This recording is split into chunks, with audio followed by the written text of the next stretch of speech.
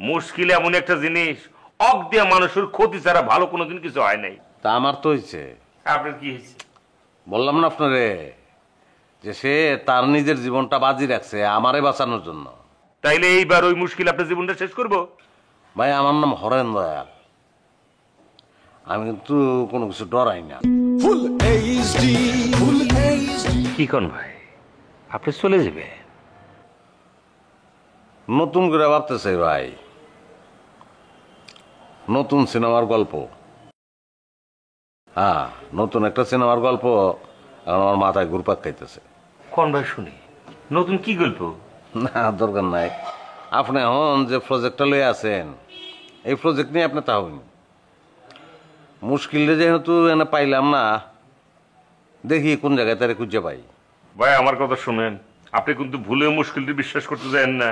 ওর মধ্যে কিন্তু ঝামেলা আছে, কিন্তু খুব ঝামেলার ক্যারেক্টার। কিন্তু মুশকিল আমার লগে কোনো ঝামেলা করবো না। আপনি জানেনই না ওর বুক পিট বলতে কিছু নাই তো ভাই। না ঠিক আছে, কিন্তু আমি এক অন্য মুশকিলটা চিনি, যে মুশকিল আমার জীবন বাঁচানোর জন্য তার নিজের জীবন বাজি রাখছিল। না, আপনার তাহলে আমি বুঝাইতে অক্ষম। না না, অক্ষম হইতেন কে রে? আপনি তারে যতটুকু চেনেন ততটুকুই বলছেন, কিন্তু আমি অন্য এক মুশকিলটা চিনি। সে তার জীবনটা বাজি রাখছিল আমারে বাঁচানোর জন্য। আবারও আপনার উদ্দেশ্যে টিভি স্টার আমার সিরাজগঞ্জের হালুম পুলক কাকার কথা বলতেই হইতেছে। পুলক কাকা একটা কথা প্রায় বলতো, গেদারে একটা কথা মনে রাখবি, কুত্তার লেজ ঘি দিয়া মাখলে কখনো সোজা হয় না। এটা খালি পুলক কাকার হইতে কে রে? এটা প্রবাদ, সবাই বলে এটা। আরে বাইরে, আমার হালুম কাকা একটা কথা কয়া আর সবার প্রবাদ কয়া, এটা কি এক জিনিস হলো নাকি? মুশকিল এমন একটা জিনিস, অক দিয়ে মানুষের ক্ষতি ছাড়া ভালো কোনোদিন কিছু হয় নাই। তা আমার তো হয়েছে। আপনার কি হয়েছে? বললাম না আপনারে যে সে তার নিজের জীবনটা বাজি রাখছে আমারে বাঁচানোর জন্য। তাইলে এইবার ওই মুশকিল আপনার জীবনটা শেষ করবো? ভাই আমার নাম হরেন দয়াল, আমি কিন্তু কোনো কিছু ডরাই না। আপনি চিন্তা করেন না, আমি যাই, বিদায় দিন আমারে।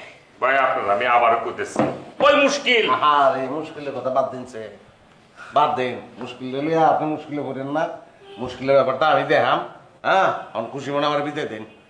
আপনি চলে যেতেছেন ভাই, বুকে আসেন ভাই, বুকে আসেন।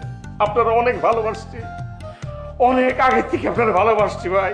এই ভালোবাসার থেকে হবে ভাই, এই ভালোবাসার থেকে হবে। আপনারা অনেক ভালোবাসছি, ভালো থাকেন ভাই।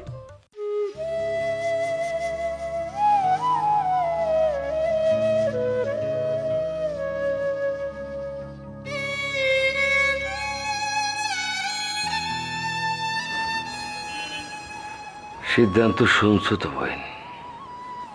কি সিদ্ধান্ত?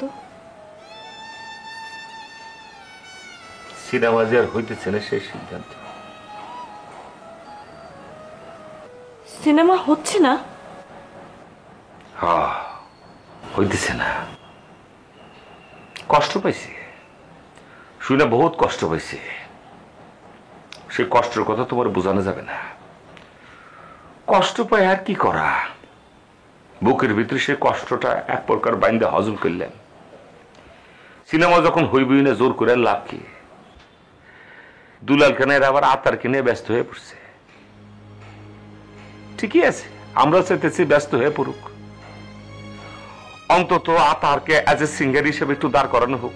এটা এক প্রকার আমাদের জন্য সিনেমা। আতাহার, আতাহার এখন আপনাদের কাছে সিনেমা?